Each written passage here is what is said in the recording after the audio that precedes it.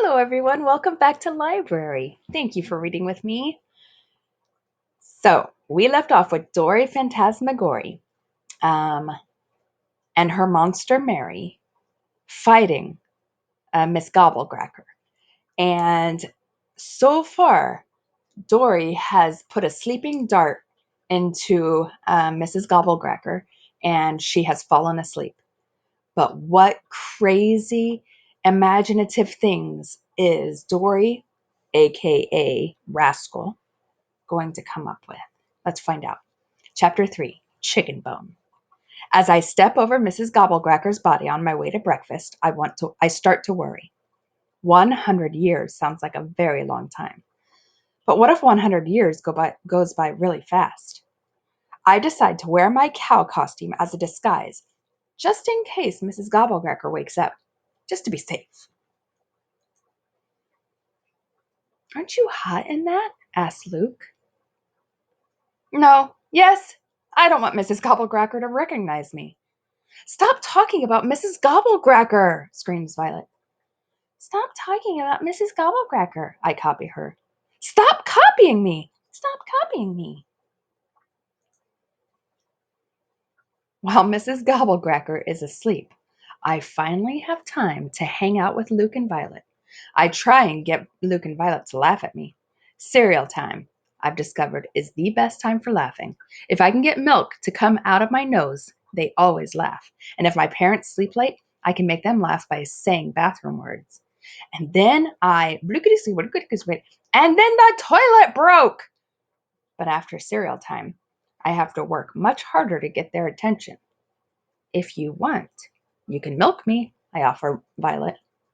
And look, Mary's around the corner laughing. Ew, says Violet. Okay, I'll milk myself and fill up a glass for you, I offer.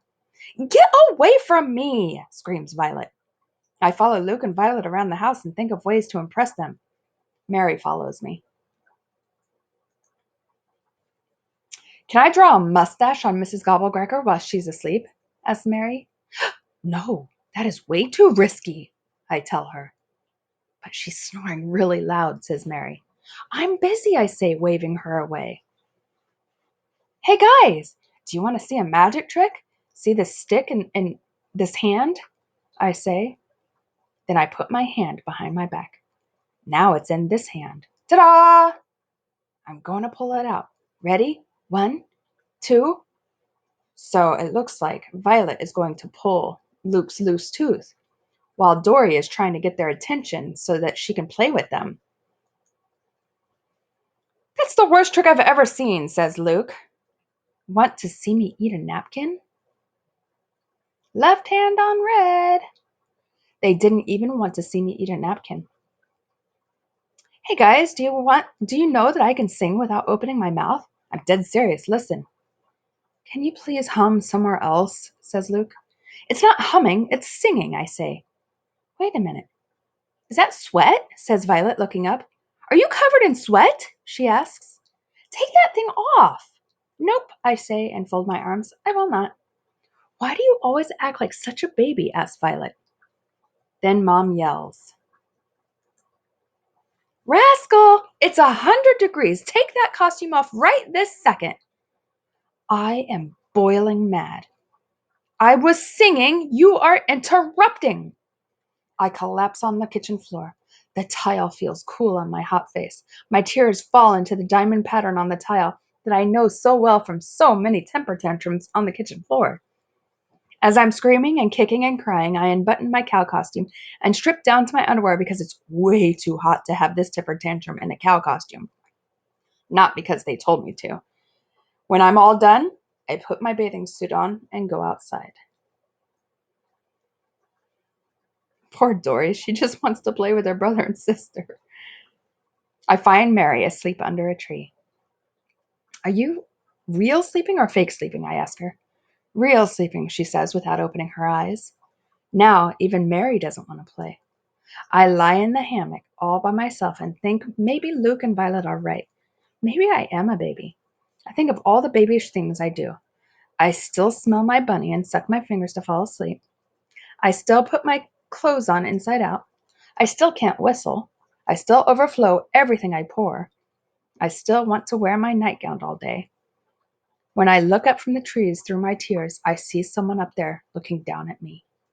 Uh-oh, who is it? Mrs. Gobblecracker. Oh no, it's someone else. Who are you? I ask, rubbing my eyes, squinting into the sun. I'm your fairy godmother, says a little man, crawling down from the tree like a koala. Are you sure? I ask.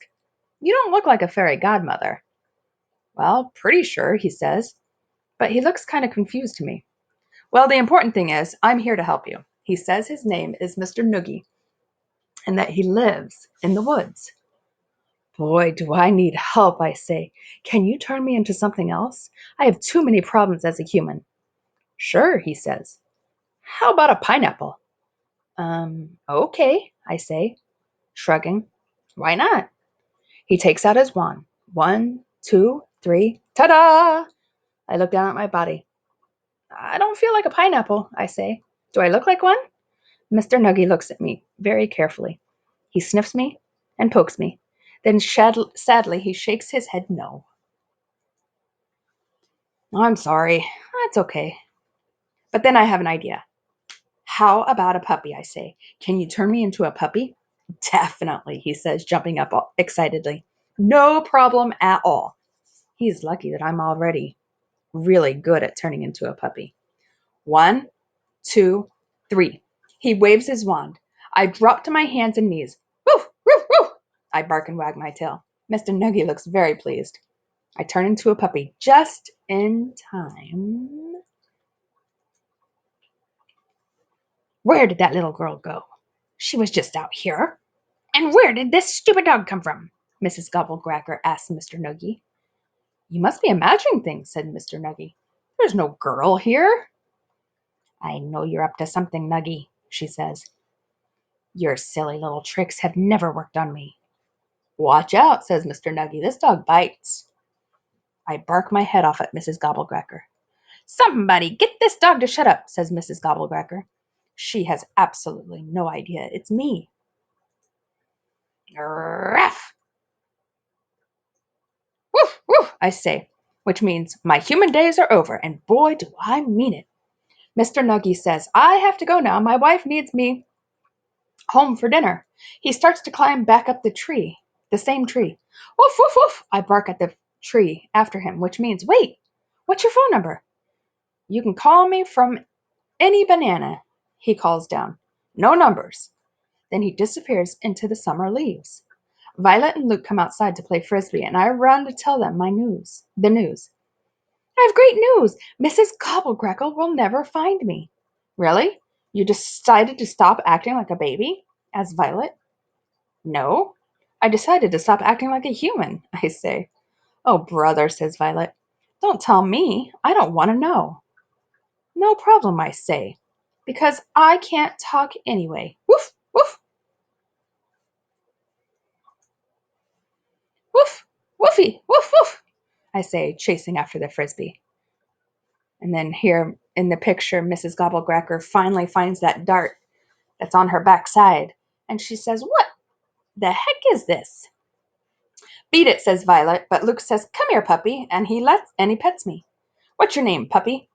I have I have to think of a very good name so that Luke will be excited to play with me. I concentrate real hard. Finally, I say my name without really opening my mouth since puppies don't talk. Chicken Bone. Your name is Chicken Bone? I nod my head yes and say woof woof woof. Luke looks pleased. Do you have an owner? He asks. I shake my head no and make my saddest puppy eyes ever. Well, he says, petting me. I could be your owner, but you have to be a good dog. Woof woof woof. I jump around and wag my tail and do somersaults to show how happy I am. It turns out Luke really wants to be a dog owner. I never knew. I have long, shaggy white fur with brown spots. I have pink polka dotted bow and a wet nose, and I'm very jumpy, and I usually have spit on my face. Luke just can't get enough of me. He loves Chicken Bone. And I think Dory is happy because Luke's finally playing with her. And that's how I became a dog named Chicken Bone, and how Mrs. Gobblecracker was left hanging around my house looking kind of bored and confused. I guess she is waiting for me to come back. Hmm. So, Mrs. Gobblecracker's still there.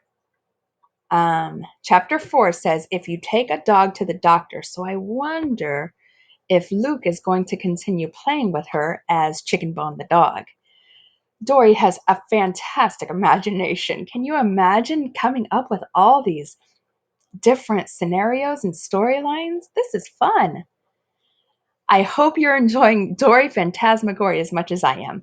Stay tuned for chapter 4 next week, and I will see you later. Thank you for reading with me, everyone.